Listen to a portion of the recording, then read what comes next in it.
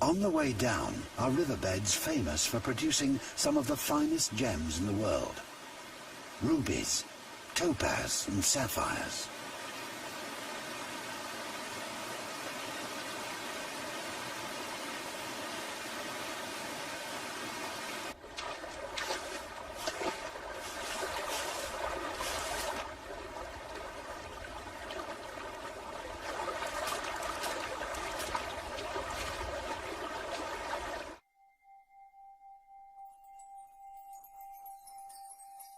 Local folklore says they are the crystallized tears of the Buddha, shed for the island's centuries of suffering.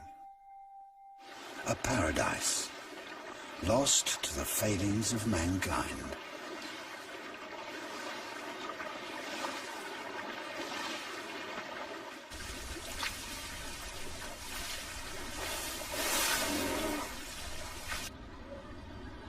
European voyages were not only trade voyages, but they were very much religious endeavors to convert non-Christians to Christianity.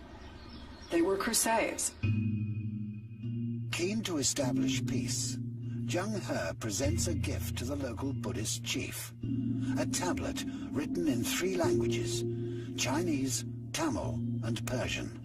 The Chinese were extremely respectful of all the religions that they encountered on their voyages, as exemplified by the wonderful triptych in Ceylon, to all of the gods of the islands, to Buddha, to Allah, and to the Hindu gods. And very carefully articulated in the tablet is equal gifts for all. All got exactly the same. The Chinese had none of the religious vigor of Western exploration.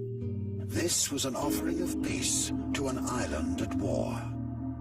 But a Buddhist chief rejected the gift and refused to pay tribute to the Chinese emperor. Continued instability was unacceptable to Zheng He, and it would come at a severe cost to the warring chiefs.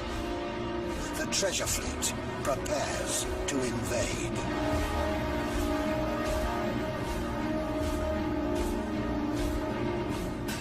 Straight away, their dens and hideouts we ravaged and made captive that entire country. These insignificant worms do not even merit the punishment of heaven. And so, Zheng He's use of force led to a period of relative stability. Importantly for China, trade could now flourish, but only decades later, the island again descended into war. To this day, ethnic conflict continues. Rukshan is Sinhalese, and his wife Viji is Tamil. They represent 2 of the groups that are at odds with each other. Maybe they can help me understand why the island has suffered for so long. Ethnic conflict in Sri Lanka is an age-old thing. It's been going on for at least 2,000 years, especially between the Tamils and the Sinhalese. Ethnicity has been redefined by politicians, and that causes people to view each other with suspicion and a sense of us and them. We have to learn to share this island. It's not a very big place. It has to begin at an individual level.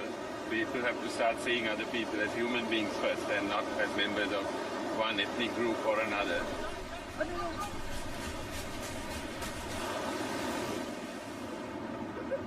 You know, it's here in Sri Lanka that Zheng He really shows himself to be the true visionary that he is in that remarkable 3-language stele.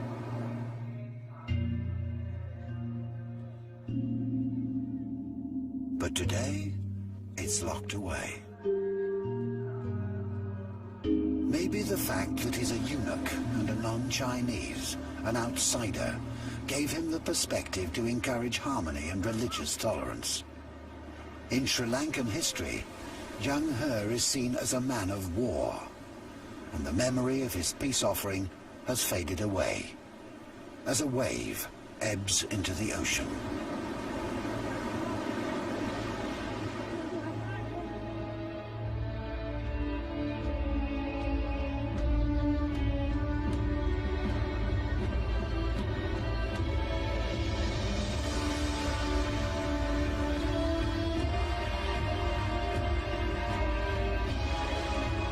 Zheng He is the hero of the treasure fleet. But this golden age of expansion and engagement with the world is about to come to an end.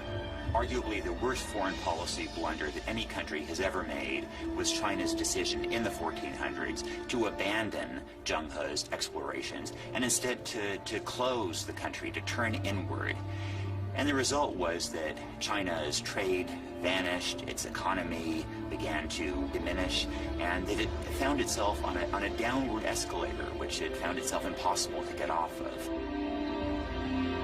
The treasure fleet will set off to even more distant shores, the entire world within its grasp.